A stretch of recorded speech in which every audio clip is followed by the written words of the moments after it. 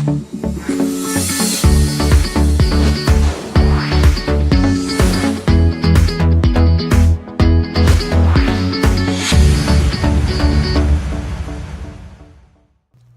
there, it's Julie Ford with Julz of Life, and lately I have had something that's been on my mind, and it's one of those things that kind of doesn't want to leave.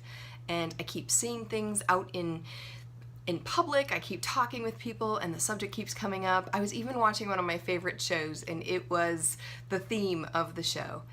And it was about responsibility. And in particular, it's about, like, if you walk into a room and you say the words, "Who's responsible?" What's the reaction you get? And I've tried it in several different places. I've tried it in a setting that was filled with children, small ones. I've tried it in a setting that was filled with children, big ones. I've tried it in a family setting. You walk into the living room and say, "Who's responsible?" Just to see what's the reaction that you get. Commonly it was, for what? Another question. For what? Who's responsible for what?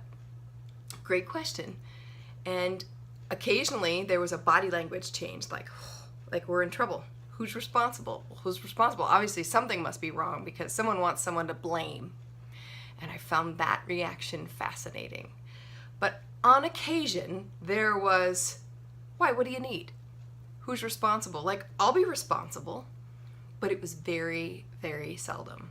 Do you remember when you were in maybe the first grade or second grade and the teacher said, "Hey, I need a volunteer," and everyone's like, oh, pick me. And what happened along the way that we've lost that we choose, no, we don't want to be responsible because we know it all rolls downhill in the end and we'll be held responsible for something that maybe wasn't our fault or maybe we didn't have control over.